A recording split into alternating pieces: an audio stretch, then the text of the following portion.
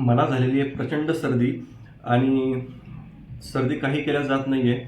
तर माझी आईनं एक रेसिपी बनवायची, एक पदार्थ बनवायची, तो म्हणजे बाजरीचा घाटा.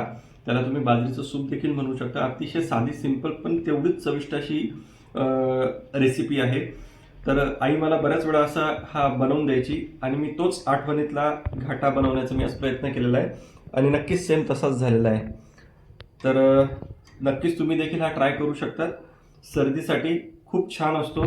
तुमची सर्दी यामुळे मोकळी देखील होऊ शकते.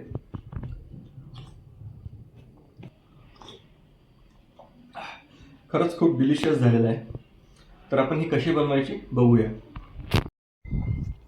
तर सर्वप्रथम एका कढईमध्ये आपल्याला 1 चम्मच तूप घालून घ्यायचं आहे, गावरानी तूप. तुपाऐवजी तुम्ही या ठिकाणी तेलाचा देखील वापर करू शकतात.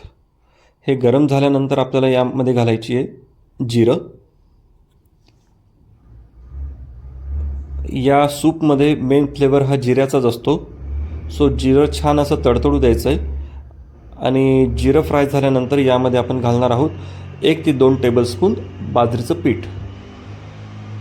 सो मंद आचेवरती आपल्याला हे बाजरीचं पीठ छान असं भाजून घ्यायचं आहे, खमंग पद्धतीने भाजून घ्यायचं आहे. गॅसचा फ्लेम अतिशय लो ठेवायचा आहे.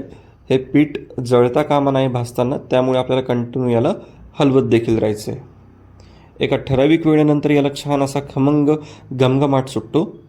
त्या स्टेजला आपल्याला यामध्ये पाणी ॲड करायचं आहे. तर अतिशय साधी सोपी अशी पद्धतीने हा बाजरीचा घाटा आपण बनवतोय. हा प्यायला तितकाच चविष्ट लागतो. तर 1 ते 2 मिनटं आपण मंद आचेवरती बाजरीचं पीठ खमंग असं भाजून घेतल्यानंतर यामध्ये घालणार आहोत भरपूर असं पाणी. हा बाजरीचा घाटा मला प्रचंड आवडतो. ॲक्च्युली सूप हा प्रकार देखील मला फार प्रचंड आवडतो आणि मी बऱ्याच वेळा हा बाजरीचा घाटा बनवत असतो. तर हा प्रकार तुम्ही लहान मुलांना घरामध्ये किंवा ज्येष्ठांना, वयोवृद्धांना देखील देऊ शकतात.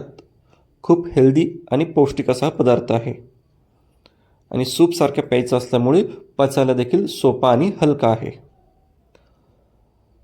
तर भरपूर असं पाणी घातल्यानंतर यामध्ये चवीनुसार आपल्याला मीठ घालून घ्यायचं आहे. यामध्ये बऱ्याचदा गूळ देखील घातला जातो. तुम्हाला गोड आवडत असेल तुम्ही गूळ देखील घालू शकतात, परंतु मला गोड नको आहे म्हणून मी गूळ या ठिकाणी अवॉइड केलेला आहे.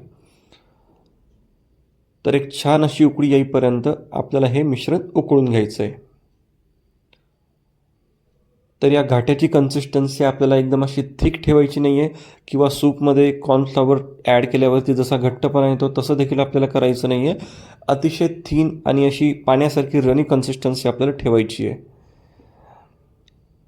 अशा पद्धतीने हे प्यायला देखील तितकंच छान लागतं.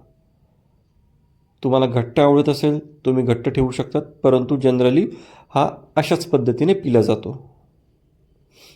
तर एक उकळी आलेली आहे या घाट्याला. आता आपण गॅस बंद करून एक गार्निशिंग करून घेणार आहोत कोथिंबीरने, हिरव्यागार कोथिंबीरीने.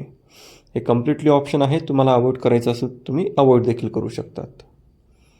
तर या ठिकाणी आपला साधा सिंपल पद्धतीने बनवलेला बाजरीचा घाटा तयार आहे. तर आपण आपलं हे सूप आपण बाउलमध्ये काढून घेऊया.